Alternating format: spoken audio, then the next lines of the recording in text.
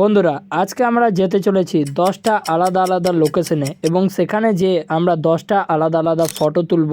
তো তার মধ্যে থেকে তোমাদেরকে একটা বেস্ট ফটো সিলেক্ট করতে হবে। তো সেটাই আমি আমাদের এই চ্যানেলের ডিপি রেখে দেবো। তো চলো যাওয়া যাক। বাট এই ড্রেস পরে যাব না। ও মাই গড, এটা কি হলো ভাই? ভাই আমার তো ড্রেস চেঞ্জ হয়ে গেল। তো এই ড্রেস পরে আমি কিন্তু আজকে যেতে চলেছি ওই লোকেশনে, এবং কারণ ভালোভাবে ড্রেস তো আপনার পরে যেতে হবে না, তবেই তো ফটোটা ভালো আসবে। তো চলো ড্রেস আপটা ভালোভাবে পরে নিলাম, এবার লোকেশনে যাওয়া যাক আর ফটো তোলা যাক। চলো। তো বন্ধুরা প্রথম লোকেশনটা খুঁজতে আমাদেরকে বেশি দেরি লাগেনি। রাস্তায় যাওয়ার পরেই আমি কিন্তু রাস্তার মধ্যেই পেয়ে গেলাম প্রথম লোকেশনটা, যেটা ছিল পুকুরের একবারে ধারে। তো প্রথমে আমি দেখে নিলাম অবজার্ভ করে যে কোন জায়গায় ফটোটা তোলা দেয়, তারপরে পুকুরটাকে ভালোভাবে অবজার্ভ করলাম এবং কিছুক্ষণের মধ্যেই আমরা প্রথম ফটোটা কমপ্লিট করে ফেললাম, যেটা দেখতে কিছুটা এরকম ছিল।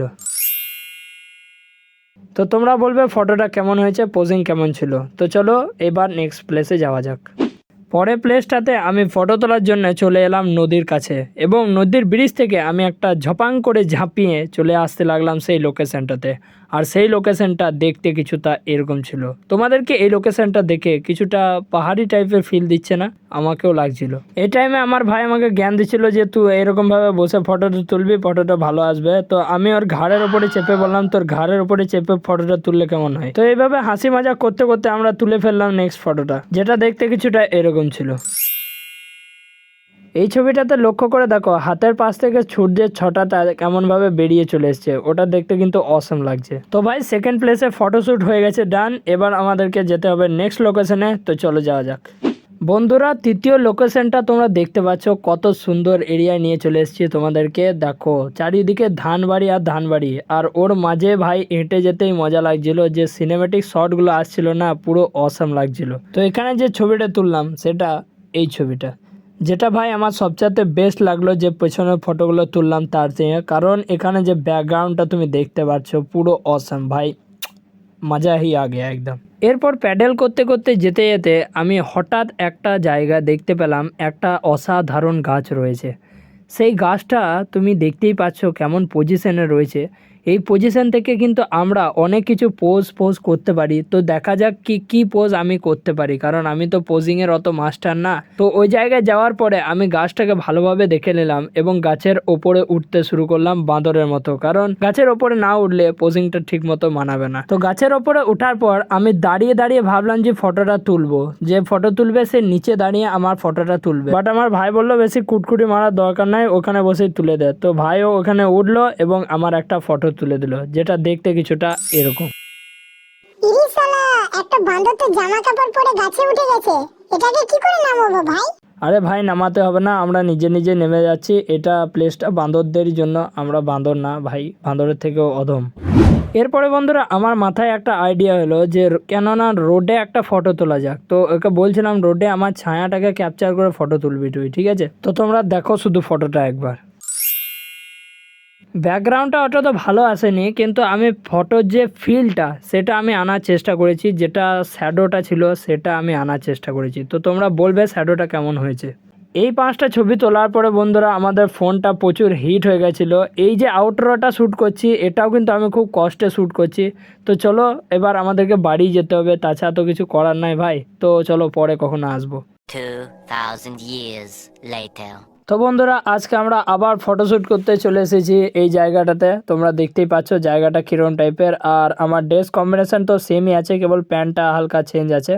তো চলো দেখা যাক আমি এই জায়গাতে কীরকম একটা পোজ দিতে পারি। একটা গাছে দেখেছিলাম, তো চলো দেখা যাক লোকেশনটা কীরকম টাইপের হয়। ওই দূরে ওই গাছটা দেখতে পাচ্ছ না, ওই গাছটাতে আমি কিন্তু ফটোটা তুলবো। ফটোটা তোলার আগে আমি ব্যাকগ্রাউন্ডটা প্রথমে দেখে নিলাম, ব্যাকগ্রাউন্ডটা কিন্তু অসম আসছে। এরপরে আমি নানা রকম পোজ ট্রাই করলাম, 50 বার পোজটা ট্রাই করার পরে ফাইনালি একটা ফটো তুললাম, যেটা দেখতে কিছুটা এরকম ছিল। তোমাদের কি লাগে এই ফটোটা শ্যুট করতে কতক্ষণ সময় লেগেছে? তোমাদের মনে হতে পারে 5 মিনিট লেগেছে, কিন্তু না বন্ধুরা, এই ফটোটা শ্যুট করতে কমসে কম আমাদেরকে 20 থেকে 25 মিনিট সময় লেগেছে। ভাই পোজিংটাই সেট হচ্ছিল না। বাট যাই হোক, যেমন করে আমরা তুলেছি এটা ঠিক আছে। তো বলবে তোমরা কেমন হয়েছে। এরপরে নেক্সট লোকেশনটা খোঁজার জন্য আমাদেরকে একটু মেহনত করতে হয়েছিল, আমাদেরকে সাইকেলে করে যেতে হয়েছিল অনেক দূর পর্যন্ত, যেখানে কিন্তু কোনো জনবসতি ছিল না, সেখানে শুধু জঙ্গল আর জঙ্গল ছিল। তার মধ্যে খুঁজে পেলাম আমরা একটা নদী, সেই নদীতেই আমরা আজকে ফটোটা শ্যুট করব। তোমরা দেখতেই পাচ্ছ এর ওপর দিয়ে হেঁটে যাতে কীরকম টাইপের ফিল আসছে, মানে একটা ভাইব দিচ্ছে, ঠিক আছে। তো এখানে কীরকম টাইপের ফটো শ্যুট করলাম সেটা তোমরা একবার দেখো।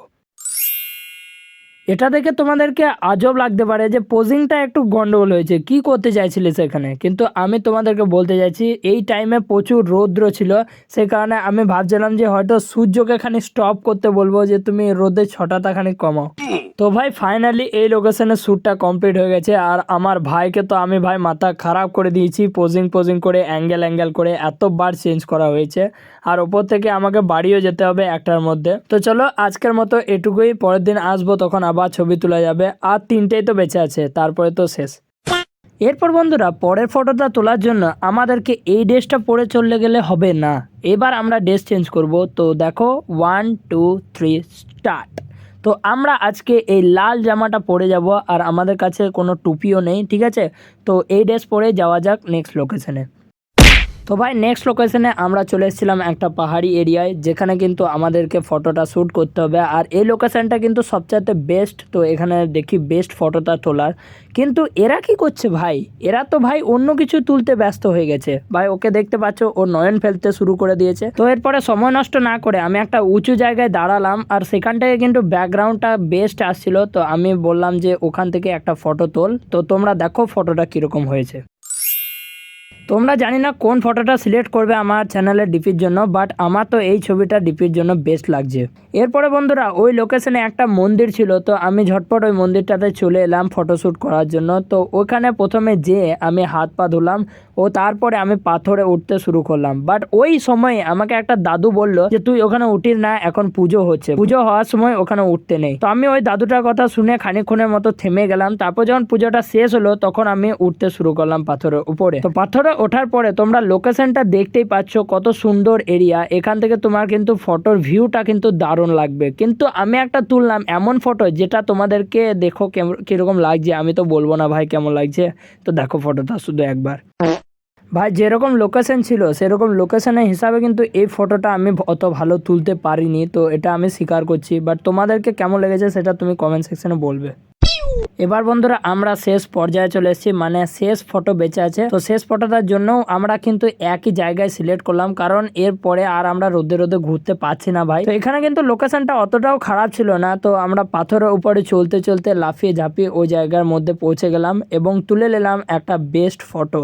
তো তোমরা দেখো ফটোটা কেমন হয়েছে। এ ভাই তুই ফটো তুলতে এসেছিস ওখানে? হ্যাঁ ফটো তুলছি, তো কি হয়েছে?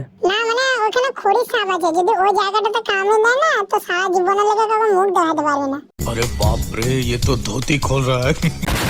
তো ফাইনালি বন্ধুরা আমার 10টা ফটো তোলা কমপ্লিট হয়ে গেল, এবং তোমাদেরকে 10টা ফটো পরপর দেখিয়ে দিচ্ছি। তোমাদের মধ্যে এই 10টা ফটোর মধ্যে কোন ফটোটা সবচাইতে বেস্ট হয়েছে সেটা তোমরা কমেন্ট সেকশনে বলবে, ঠিক আছে। তো যেই ফটোটা সবচাইতে বেশি লাইক আসবে কিংবা সবচাইতে বেশি মানে ডিমান্ড হবে, সেই ফটোটা কিন্তু আমি আমাদের চ্যানেলের ডিপিতে লাগাবো, এটা তোমাদেরকে বলে দিচ্ছি। বাট কিন্তু আমার একটা ফটো পছন্দ হয়ে গেছে, সেটাই কিন্তু লাগাতে চলেছি। তো চলো আর বেশি কথা বলছি না, কারণ আমাকে বাড়ি যেতে হবে। তো দেখা হচ্ছে পরের ভিডিওতে। তো বাই বাই।